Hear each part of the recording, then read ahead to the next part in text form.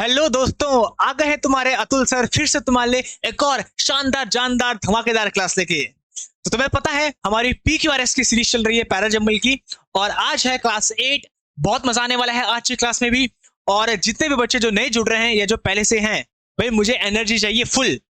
जब तक तुम पढ़ोगे इस क्लास में, छोटी छोटी क्लासेस हैं ताकि तुम्हारी हैबिट बनी रहे और तुम साथ ही साथ सारी की सारी चीजों में एक्सपर्ट बनते रहो। तो हम वोकैब भी कवर कर रहे हैं, हम ग्रामर भी कवर कर रहे हैं, और अभी हम कॉम्प्रिहेंशन पार्ट भी कवर कर रहे हैं। क्लोज टेस्ट मैंने करवा दिया है, किसी ने नहीं देखा है देख लेना। और अब मैं पैराजम्बल लेके आया हूं तुम्हारे लिए। जितने भी पैराजम्बल कर रहे हैं सारे के सारे प्रीवियस ईयर में जो आए हैं वही कर रहे हैं, और पेड कंटेंट है तुम्हारे लिए। ये पेड कंटेंट है पूरा जो मैं YouTube में फ्री ऑफ कॉस्ट लेके आया हूं।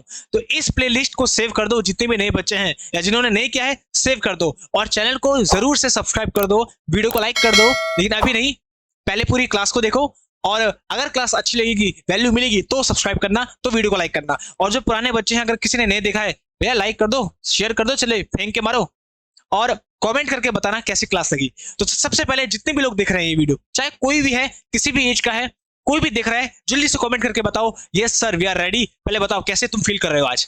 सबके सब एनर्जेटिक हैं, रेडी हैं? तो अगर तुम सबके सब रेडी हो तो बिना टाइम वेस्ट के करते हैं आज की धमाकेदार क्लास को स्टार्ट।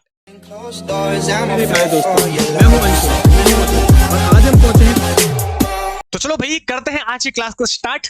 और शुभ काम में देरी किस बात की, भाई मुझे बड़ा मजा आता है जब मैं तुम्हारे साथ यहाँ पे YouTube में आता हूँ, और बड़ा मजा आता है। तो मस्ती के साथ दोनों के दोनों पढ़ते पढ़ाते रहेंगे। और चलो पहला जो पैराजम्बल है, सबके सब इसको देखो और सॉल्व करो। हिंदी इंग्लिश तुम्हें पता है दोनों का ख्याल में रखता हूँ, तो कोई टेंशन लेने की बात नहीं है, घबराने की बात नहीं है। जिसको नहीं आता है उसको मैं पूरा समझाता हूँ अच्छे से, एक एक word. I saw a middle aged man, पहले मैं तुम्हें हिंदी इंग्लिश में बताता हूँ, उसके बाद फिर तुम आंसर बताना कमेंट पे क्या आया, सही गलत जैसे भी आएगा सबको सब बताएंगे।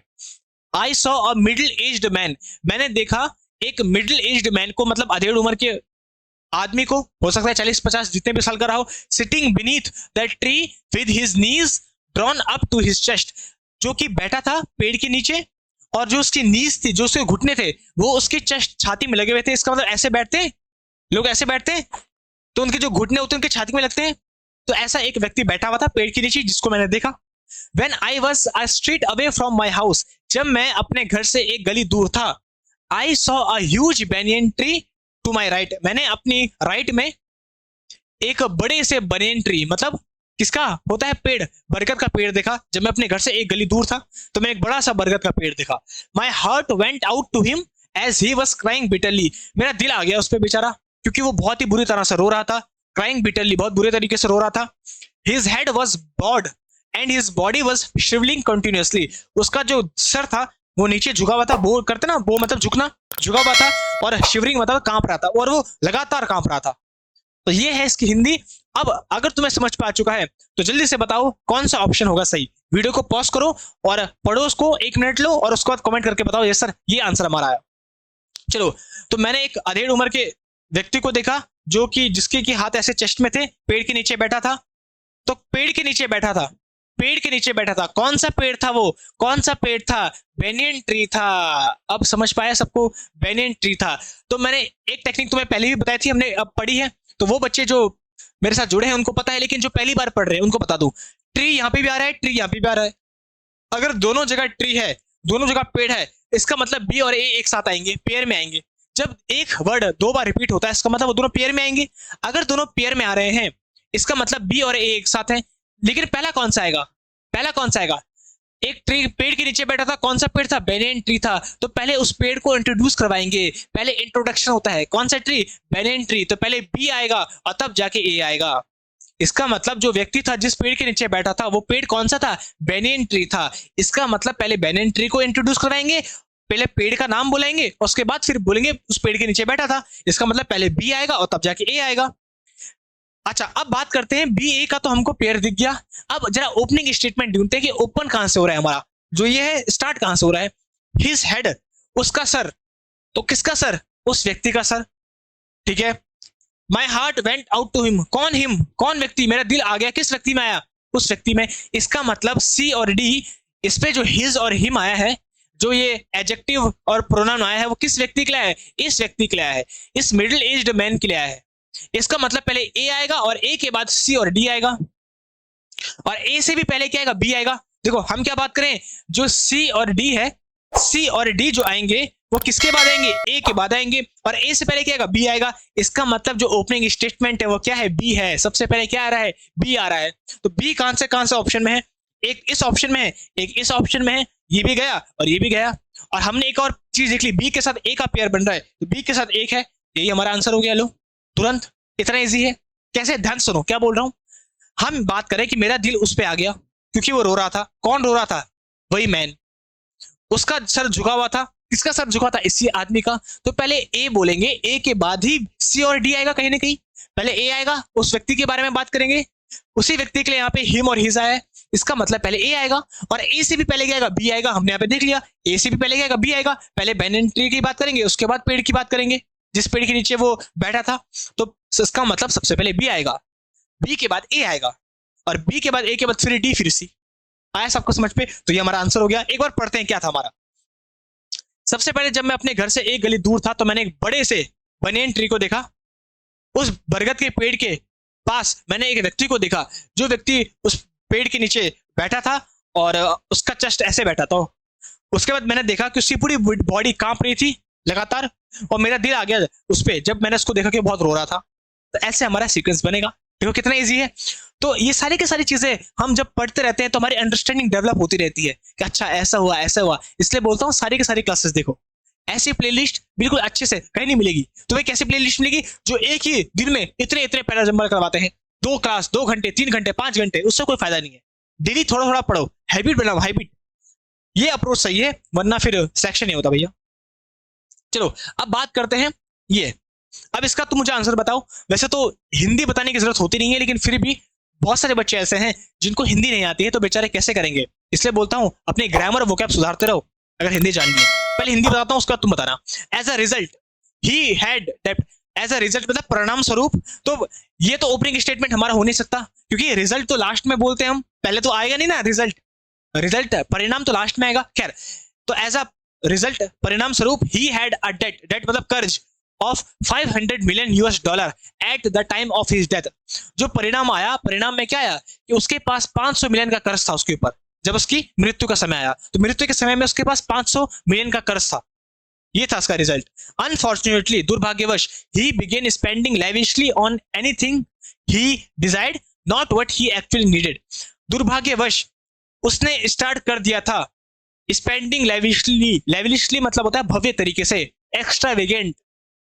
पता है तुम्हें, सबको पता है। इसका मतलब स्पेंड थ्रिफ्ट, जो फालतू रुपए खर्च करता है, और उसका अपोजिट क्या होता है, इकोनॉमिकल, फ्रुगल, जो किफायती होता है। तो उसने दुर्भाग्यवश बहुत ज्यादा पैसे खर्च करना स्टार्ट कर दिया था उन चीजों को लेने के लिए जो उनकी उसकी इच्छा थी, ना कि वो चीजें जो उसकी जरूरत थी। एक होती है जरूरत, एक होती है इच्छा। तो जरूरत वाली चीजें लो, इच्छा वाली चीजें मत लो। लेकिन उसने रुपए खर्च किए, इसलिए उस पर कर्जा चढ़ गया। सिंपल सी बात है। Michael Jackson called the king of pop music stayed at the top of his career for many years. तो हम बात किसके बारे में कर रहे हैं, माइकल जैक्सन। माइकल जैक्सन जो कि जिनको हम किंग ऑफ पॉप म्यूजिक कहते हैं, पॉप म्यूजिक वही लाए, किंग है वो उस म्यूजिक के। वो अपने करियर में बहुत टॉप में रहे बहुत सालों तक। तो बहुत सालों तक अपने करियर में टॉप में रहे भैया। लोग पागल हो जाते थे उनको देखने के लिए, लड़कियां मर जाती थी, तो इतने फेमस थे वो। तो माइकल जैक्सन की बात कर रहे हैं कि वो पॉप म्यूजिक के किंग थे। उन्होंने स्टार्ट किया था और अपने करियर में बहुत लंबे टाइम तक वो टॉप में रहे। He was respected for his work. उनको अपने काम के लिए रिस्पेक्ट दी जाती थी। He would spend long nights at the studio to fix a note correctly in a song. अपने गाने को ठीक करने के लिए, गानों में जो नोट्स होते हैं उनको ठीक करने के लिए वो पूरी रात भर स्टूडियो में ही रहते थे। तो अब तुम्हें समझ पा चुका है कि यहाँ पे जिसके भी बारे में बात हो रही है, यहाँ पे देखो ही आया है, यहाँ पे आया है ही, यहाँ पे भी आया ही। तो जिसके बारे में बात हो रही है, किसके बारे में बात हो रही है, माइकल जैक्सन के बारे में बात हो रही है। और माइकल जैक्सन के बारे में बात कर रहे हैं तो सी हमारा ओपनिंग स्टेटमेंट है। जिसके बारे में बात करते हैं पहले उस नाउन को इंट्रोड्यूस करवाते हैं। तो ओपनिंग स्टेटमेंट माइकल जैक्सन है जिसके बारे में बात हो रही है। तो इसका मतलब सी से हमारा आंसर है, और सी एक ही ऑप्शन में है तो तुरंत वो हमारा आंसर हो जाएगा। तो हम बात करें माइकल जैक्सन के बारे में, जिसको कि पॉप म्यूजिक का किंग कहते हैं। वो अपने करियर में लंबे टाइम तक टॉप में थे। उनको बहुत रिस्पेक्ट दी जाती थी क्योंकि वो बहुत मेहनत करते थे, घंटों घंटों स्टूडियो में रहते थे। लेकिन दुर्भाग्यवश, देखो अभी तो पॉजिटिव चल रहा था, अब नेगेटिव आ गया। अनफॉर्चुनेटली अब टोन बदल दी। दुर्भाग्यवश उन्होंने पैसे खर्च करना स्टार्ट कर दिया अपनी इच्छाओं में। मतलब वो चीजें जिनकी इनको जरूरत थी उन पे नहीं, अपनी इच्छाओं में। और लेते गए चीजें। और उसका रिजल्ट, एज अ रिजल्ट उसका रिजल्ट ये निकला कि उन पे कर्जा चढ़ गया। कितना का कर्जा, जो कर्जा था 500 मिलियन, उसका कर्जा चढ़ गया।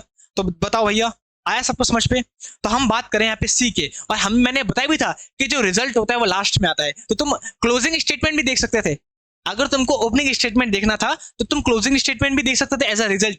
इसका परिणाम क्या निकला? तो परिणाम लास्ट में होता है। तो देखो ए से एंड हो रहा है, इसे भी तुम आंसर कर सकते हो। तो बताओ, आया मजा? तो चाहे ओपनिंग स्टेटमेंट देखो, चाहे एंडिंग देखो, और एंड पे हम रिजल्ट ही बताते हैं, परिणाम ही बताते हैं। परिणाम पे क्या हुआ? परिणाम स्वरूप उनपे 500 मिलियन का कर्जा था जब उनकी मृत्यु हुई। बड़े जल्दी वो मर गए थे। तो ये था हमारा पैसेज। आया सबको? बहुत इजी था। अब लास्ट आज का तुम सबके लिए मैं छोड़ता हूं, और जल्दी से मुझे आंसर बताओ। अरे करवाऊंगा मैं, लेकिन पहले तुम सब बताओ मुझे इसका आंसर। बहुत इजी होगा I think. Due to this tilt, अरे इजी इसलिए बिकॉज तुम मेरे साथ पढ़ रहे हो। ड्यू टू दिस टिल्ट, ये जो टिल्ट है, झुकाव है, as the earth revolve around the sun, different point of the earth receive more or less sunlight. क्योंकि ये जो टिल्ट है, जो झुकाव है अर्थ का, इसी कारण अर्थ पूरी घूमती है सन के चारों तरफ, और इसी कारण अर्थ के किसी पार्ट में कभी गर्मी होती है, कभी सर्दी होती है, कभी लाइट होती है, कभी नहीं होती लाइट, मतलब कभी दिन होती है, कभी रात। तो जो दिन रात होती है क्यों होती है? क्योंकि अर्थ घूम रही है सन के चारों तरफ, इसी टिल्ट के कारण। ड्यू टू दिस टिल्ट, इस झुकाव के कारण। फर्दर मोर, और आगे, अगर हम और आगे बात करें, we also wouldn't have any solstice or equinoxes. हम हमारे पास कोई भी जो इक्विनॉक्सिस सोलिस्टिस, मतलब जो ये चंद्र ग्रहण सूर्य ग्रहण होता है, वो नहीं होता। अगर हम और आगे बात करें तो ये सब चीजें हमारे पास नहीं होती। Okay, we know that seasons are caused by the earth having a slight tilt on its axis. हम सब जानते हैं कि जो सीजन्स आते हैं, ठंडी गर्म जो सीजन्स बदलते हैं, परिवर्तन आता है, वो क्यों आता है? क्योंकि जो अर्थ है, अर्थ थोड़ी सी झुकी हुई है। Slight tilt on its axis, earth थोड़ी सी झुकी हुई है, टिल्ट हो रखी है। टिल्ट मतलब झुकना, थोड़ी सी झुकी है, इसके कारण अर्थ घूमती है सन के चारों तरफ, और उसी कारण अर्थ जब घूमती है तो अर्थ में सीजन्स आते हैं। जब सन के पास रहती है तो गर्मी बढ़ती है, सन से दूर जाती है तो ठंड आता है, घूमती है तो दिन रात भी होती है। इसी टिल्ट के कारण, इसी झुकाव के कारण वो सब होता है। If the sun just shone directly on the equator all year long, we would be left without season. अगर सन केवल अर्थ के एक ही जगह फिक्स होता, इक्वेटर में फिक्स होता, तो फिर सीजन वगैरह होते नहीं, क्योंकि अर्थ घूमती रहती है सन के चारों तरफ, तो सीजन वगैरह आते रहते हैं। अगर सन और अर्थ फिक्स होती, सन डायरेक्ट इक्वेटर में होता, तो फिर सीजन होते हैं हमारे पास। अब बता दो क्या है आंसर? बहुत इजी है, बहुत इजी। बच्चा इसका आंसर दे देगा। बता दो जल्दी से क्या है। देखो, अतुल सर की टेक्निक याद रखो। यहाँ पे भी टिल्ट आ रहा है और यहाँ पे भी टिल्ट आ रहा है, इसका मतलब सी और ए एक साथ होंगे, सी और ए एक साथ होंगे। इतना सबको समझ पाया? टिल्ट और टिल्ट इस पे भी आ रहा है। अब बताओ सी पहले आएगा कि ए पहले आएगा? सब जान सकते हैं क्या पहले आएगा। सब बच्चा बता भाई, कमेंट करके बताओ। सबसे पहले बताओ सी पहले आएगा कि ए? वीडियो को पॉज करके कमेंट करके बताओ जल्दी से, सी आया ए? हम बात करें कि हमको पता है जो सीजन्स होते हैं अर्थ में, वो किस कारण होते हैं? अर्थ के हल्के सा झुकाव के कारण होते हैं। तो यही हमारा ओपनिंग स्टेटमेंट भी है। सी से हमारा सेंटेंस स्टार्ट हो रहा है, और सी हमारे पास यही है। सी, हमको पता है जो अर्थ में जो सीजन्स आते हैं वो क्यों आते हैं? क्योंकि अर्थ झुकी हुई है, टिल्ट हो रखी है, इसी टिल्ट के कारण सीजन आते हैं। और ड्यू टू दिस टिल्ट किस टिल्ट के कारण? जिस टिल्ट की हम बात करें, ड्यू टू दिस टिल्ट, इसी टिल्ट के कारण जो अर्थ है वो सन के चारों तरफ घूमती है, और जिसके कारण दिन रात होती है, कहीं ज्यादा सनलाइट आती है, कहीं कम सनलाइट आती है। तो सी के बाद क्या है? ए है। तो सी ए का पेयर है, और सी हमारा ओपनिंग स्टेटमेंट है। तो बता दो सी ए कहाँ है? देखो तुरंत आंसर हो गया हमारा। आया कि नहीं आया? बाकी देखने की जरूरत नहीं है। क्या बोल रहे हैं? देखो हम बात करें, देखो ये हमारा ओपनिंग स्टेटमेंट है। तो इफ द सन, इफ से तो सेंटेंस स्टार्ट होगा नहीं, कंडीशन है। फर्दर मोर, और आगे, तो कंजंक्शन से भी सेंटेंस स्टार्ट होता नहीं है। ड्यू टू दिस टिल्ट, इस टिल्ट के कारण। कौन सी टिल्ट? पहले बताएंगे तो कौन सी टिल्ट, तो इससे भी सेंटेंस स्टार्ट नहीं हो सकता। इसका मतलब सेंटेंस केवल किससे स्टार्ट होगा? सी से तो स्टार्ट होगा। इस पे बात करें, अगर सन डायरेक्टली इक्वेटर में होगा तो हम पे कोई सीजन नहीं होंगे। और आगे की बात करें, कंजंक्शन से भी सेंटेंस स्टार्ट होता नहीं है। और आगे की बात करें तो पहले की बात क्या है? और आगे की बात करें, पहले की बात भी तो बताओ, इससे भी सेंटेंस स्टार्ट होगा नहीं। और ए है ड्यू टू दिस टिल्ट, इस टिल्ट के कारण। अरे कौन सी टिल्ट? पहले उस टिल्ट का हमको बताओ तो कौन सी टिल्ट? ये वाली टिल्ट। इसका मतलब सी से सेंटेंस स्टार्ट है। तो पहले सेंटेंस किससे स्टार्ट है? सी से। सी दो ही ऑप्शन में है, ये दोनों ऑप्शन कैंसिल हो गए, दो ही ऑप्शन में है सी। और टिल्ट के बाद ड्यू टू दिस टिल्ट, सी के बाद ए है। टिल्ट आ रहा है, सी के बाद ए है। तो सी ए का पेयर कहां पे आ रहा है? यहीं पे आ रहा है। तो ये हमारा आंसर हो गया। बताओ सबको आया समझ पे? ऐसे करते हैं। अब एक बार पूरा पढ़ते हैं क्या है। हम बात करें, हम सब जानते हैं कि जो धरती में सीजन आते हैं, जो मौसम आते हैं वो क्यों आते हैं, परिवर्तन क्यों आता है मौसम में, क्योंकि अर्थ हल्की से झुकी हुई है अपने एक्सिस में, इसीलिए झुकी हुई है तो सन के चारों तरफ घूमती है। देखो झुकी हुई है इसलिए सन, अर्थ सन के चारों तरफ घूमती है, और घूमती है इसी कारण सीजन भी आते हैं और दिन रात भी होती है। आया, इतना आया। तो सी के बाद ए।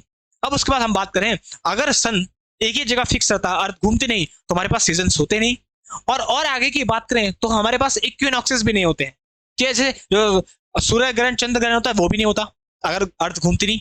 तो ये थी हमारी पूरी बात। आया सबको समझ पे? बताओ तो आज की क्लास कैसी लगी, मजा आया? अगर मजा आया तो दिल फेंक के मारो, और बताओ तुम्हें आज की क्लास कैसी लगी, कमेंट करके बताना, और कितने सही हुए अपने स्कोर्स भी बताना। दिल फेंक के मारो सबके सब, और कमेंट में बताओ कैसी क्लास लगी। रिवाइज करते रहो, ये सारी की सारी पीडीएफ तुम्हें टेलीग्राम चैनल में मिल जाएगी, तो पढ़ते रहो, अपना ख्याल रखो। मिलता हूँ नेक्स्ट क्लास में, तब तक के लिए बाय बाय। मेरे प्यारे दोस्तों, मैं हूं अंशु, और आज हम पहुंचे हैं